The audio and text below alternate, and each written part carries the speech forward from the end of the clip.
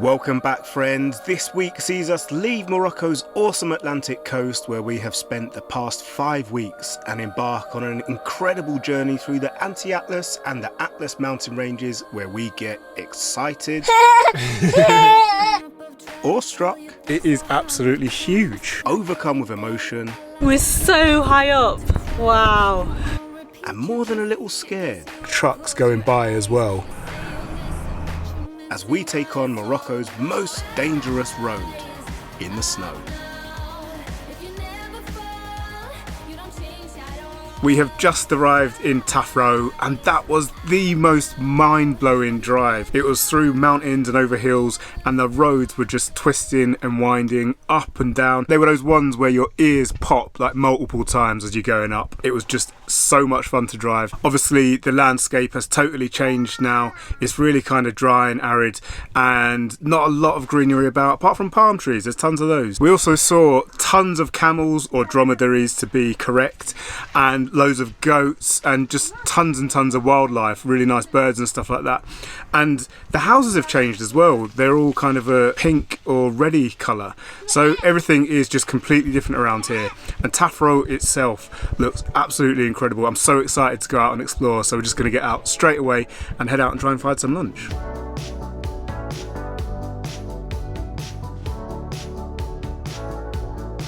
So it says on the reviews for this park up that there can be like up to about 200 campers staying here, which just seems crazy. It's like the first time that we've seen something like this, just like a massive, like almost commune type place, if that's the right word.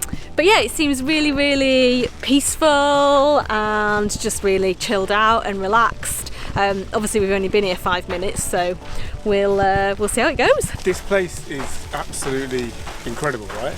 I know, yeah. I don't think I've ever been anywhere like this in my life before. And I'm not just talking about the park up, which is amazing in itself because it's just vast, but I'm talking about the scenery surrounding it as well. Yeah. Coming in, it felt like, I don't know, we'd landed on the moon or something like that. Absolutely unique, I think. I know, I totally get what you mean. Like, it felt like, obviously it's all natural, but it feels like it's not, like it's been like sculptured like that, yeah. Right?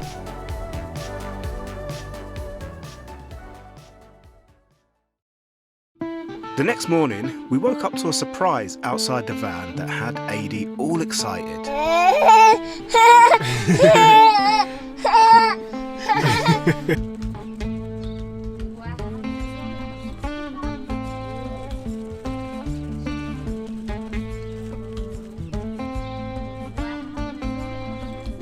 Good morning.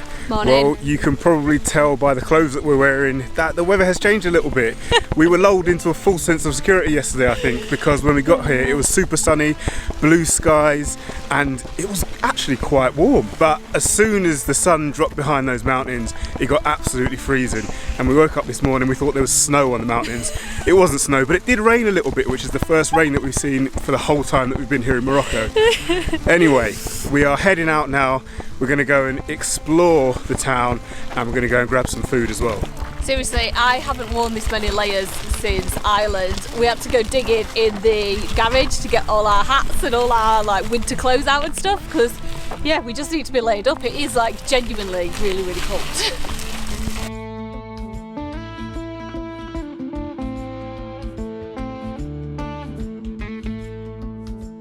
We just had a really nice lunch at a very popular Moroccan restaurant called Marrakesh, and I stayed behind to pay the bill while Sarah and Adi went out, and I've just caught up with them and they're in the market and they've really found something that they're interested in buying.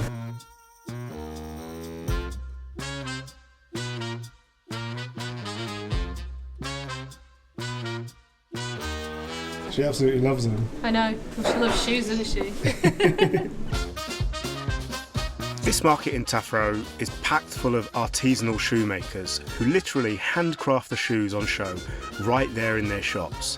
The most expensive ones that we found cost just 100 dirham, which amounts to about £8. Such a bargain that we all ended up getting a pair.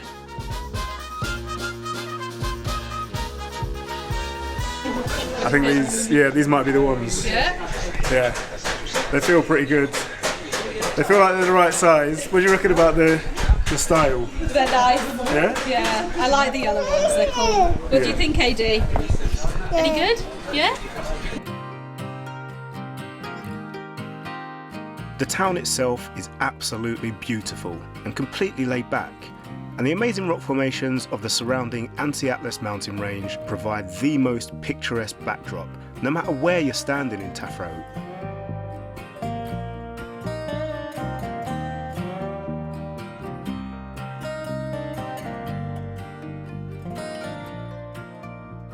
We have done a bit of shopping and it's cold. It's freezing. Really, really cold. So yeah, had a little wander around. It's not that big. It's really interesting, the market and stuff like that.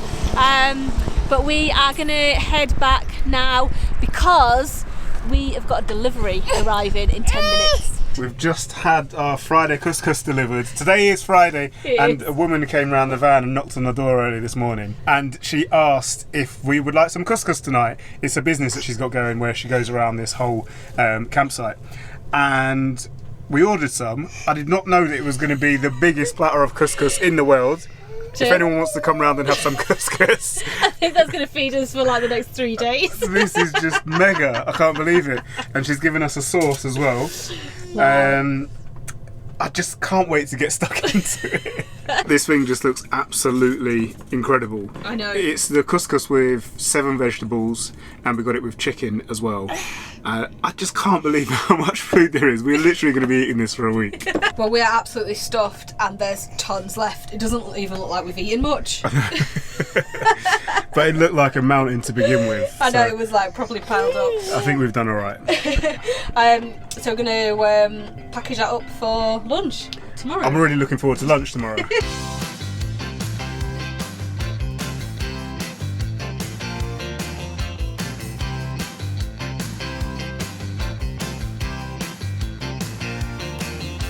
Now, one of the main reasons that we came to Tafraoute was to see a huge outdoor piece of artwork painted by a Belgian artist called Jean Varam in 1985, I think. And when Sarah first told me about it, I wasn't too keen. I didn't really get it. But actually being here, it is incredible. And the landscape surrounding it, the peace and quiet, we're literally the only people here, is just amazing. Let's show you around.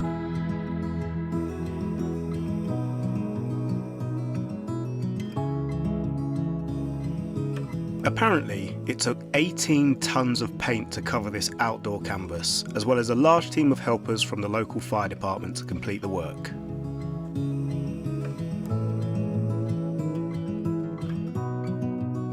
Yesterday I was saying that we already felt like we'd landed on a different planet, and this just takes it to a whole new level.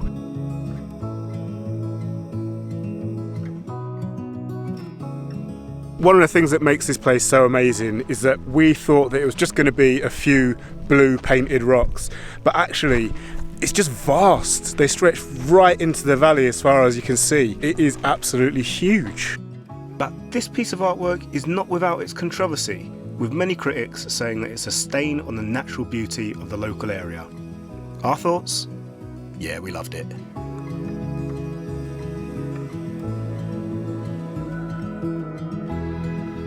It was a short but sweet stay in Tafraoute, and it's a place that we will never forget.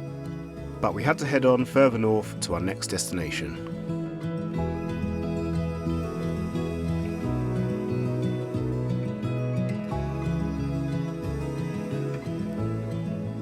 Okay, so we are in Taroudant, and we've been told that one of the best ways to see the city is to take a ride in one of the horse-drawn carriages that are here. There's loads of them, and basically they just act like taxis, don't they? Like, they're not really tourist things because there's not actually that many tourists here.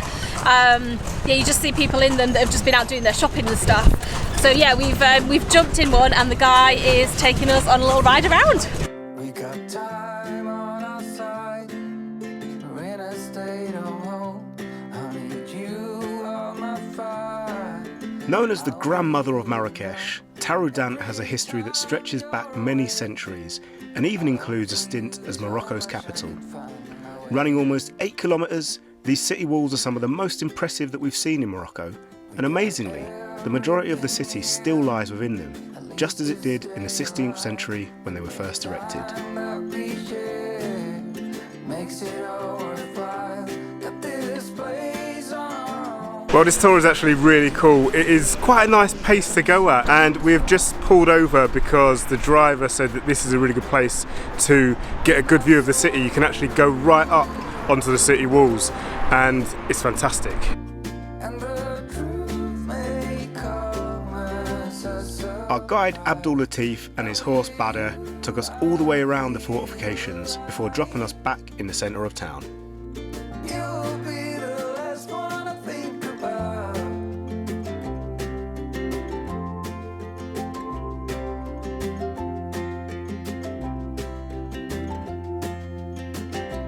We got time on our side. Well, we have had a lovely day exploring Taroudant, done a bit of shopping, got some veggies and fruit and olives and all that kind of jazz, and just been chatting to the market stall holders, just met loads of friendly people as usual. AJ got a few gifts. So we are just heading back now, going to grab some dinner on the way back, and we saw a really awesome playground while we were on the horse-drawn carriage, so we're going to hopefully head there as well so AJ can have a bit of a go on that. And with you, I feel alive. You will be the last one I think about.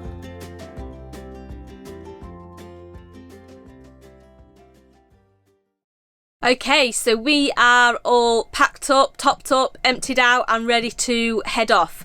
When we came into Taroudant, we came over the Anti-Atlas mountain range into the valley that we're in at the moment. So we're heading out now and onwards further to Marrakesh, and we're going to be going into the high Atlas mountains today. We've got a really cool place earmarked that we are hoping to stop at tonight, so hopefully that is going to be possible. Jay's just topping up all the tanks then, including the washer fluid, so he's under the bonnet at the minute. It's really windy today. I'm hoping that this drive is going to be okay. The roads are actually really good, but it just takes a lot of concentration on Jay's part, and obviously I'm watching out as well, because they're quite narrow in places, so you've got to look ahead for big vehicles that are coming in case you need to stop, pull over where you can do that, because it's not always the case that you can just stop in situ, where the roads are quite narrow and there's like a sheer drop over the other side of the road. So yeah, fingers crossed this is going to be okay today. We've only done the drive through the mountains that we did the other day, so it's not a part of Morocco that we are used to driving in yet. So yeah, we'll see how it goes.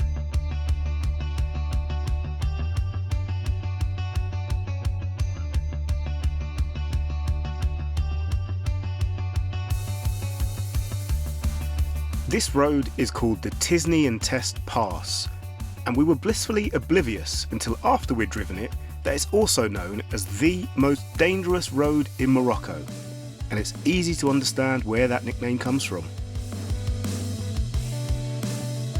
Oh my gosh, this road is so crazy. It's absolutely beautiful to drive, like the views are insane. But so is the drop off the side just there, so yeah, it's taking definitely a lot of concentration on the driving, right? It certainly is, and it's just started snowing as well. I cannot believe what is happening up here. We're so high up, wow.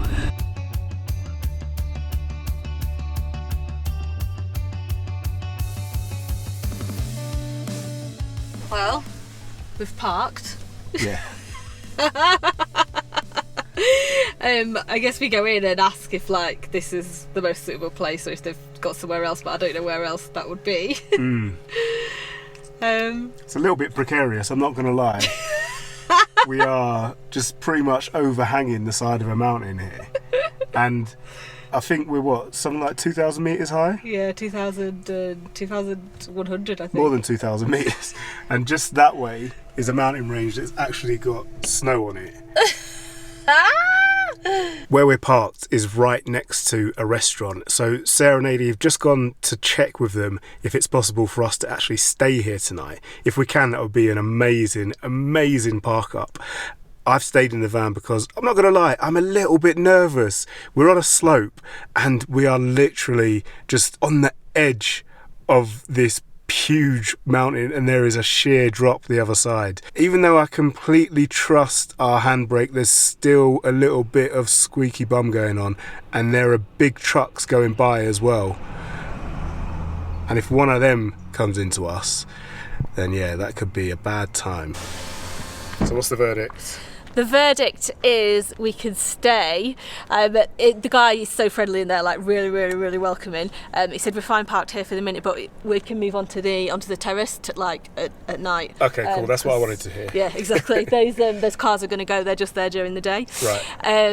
And it's really nice inside. They've got a fire going. Oh, amazing. Like an open fire. Like everyone's in there, like warming themselves, having a drink and stuff. He was like, come in, get a drink and get warm and blah blah blah. So yeah. Let's go in.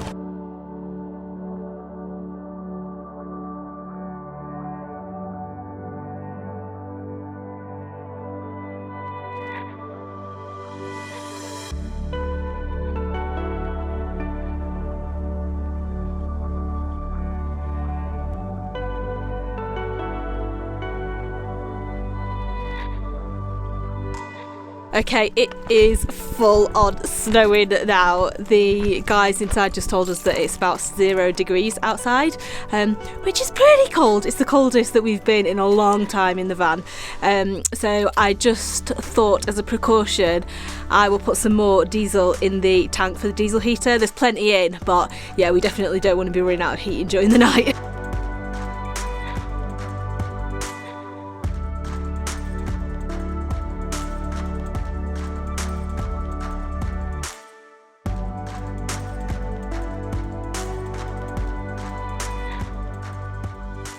So what do you think about this then? Because this isn't your cup of tea, the cold like this. No, it's not. But it's only for a day or 2 days or something like that. Yeah. And I can cope with it for that long. And it's nice just to experience something else, isn't it? It is. I mean, yeah. Would you believe that this was Morocco if someone just picked you up and plonked you in the middle of here? I know that it's a diverse country and we knew that before we came here. Yeah. But still, to go from the beach, 2 days ago, Yeah. where it was kind of mid 20 degrees, Yeah. to this is just incredible. I know. I'm absolutely loving it. Anyway, enough chat. I'm freezing. Let's get this diesel heater going. Come in, get the door shut. I've just made some mint tea, and basically all I was doing was just gonna boil some water, bash some tea in, bash some mint leaves in, and let it brew a little bit and pour it. However, Jay has just enlightened me to a whole new way of making mint tea that he's been studying in secret. I don't know. So yeah, guys, just want to let you know that he's becoming more and more Moroccan by the day, so it seems. Well, lunch was so good at the cafe that we are heading back over there to have dinner. They have cooked us up a chicken tagine, so I'm really looking forward to that, although I am still quite stuffed from lunch. Yeah, it was a very late lunch, so it was only about 2 or 3 hours ago that we ate last. It stopped snowing, which is good news. Yes. I'm glad it happened for a little while so we could experience it, but we didn't want that falling all night and waking up to it True. However, the guy did say that he thinks that it might snow tonight. Oh my gosh. We might get stranded.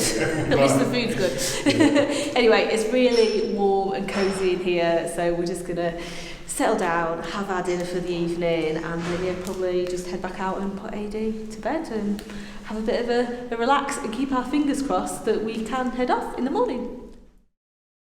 Last night was one of the most peaceful sleeps that I've had in months, and amazingly there were still cars and even some lorries hurtling up and down the mountain up until about 10 o'clock last night, and all in the pitch black, which must be absolutely terrifying. But after that it was just so quiet. It was like being in a vacuum, because not only were there no road noise, there was no hustle and bustle from the city, there were no dogs and cats fighting or barking and meowing.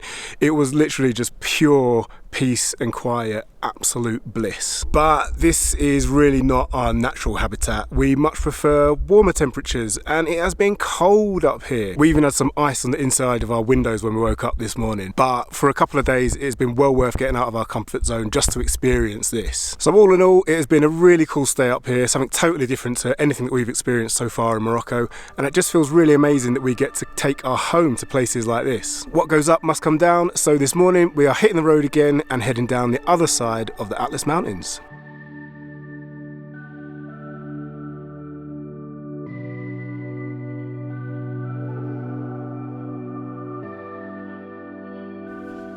The parts of the road that hadn't yet been kissed by the morning sun were still covered in the previous night's snowfall, which made this section even more picturesque to drive.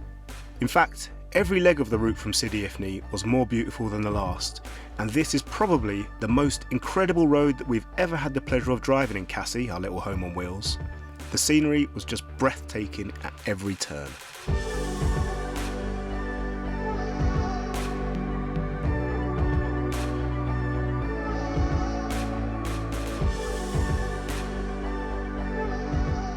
Well, we made it down the mountain safely to a town called Asni, which is where we spent the night last night. And this is where we are going to leave you this week, folks. We are about an hour away from Marrakesh now, which is where we are going to be heading later today. So let us know your recommendations for Marrakesh if you have any. That would be really helpful. We would love to hear them. If you have enjoyed this video, make sure that you like and subscribe, and ensure that that little alarm bell is ticked so that you get notified every time we post a new video. We will catch you next time in Marrakesh.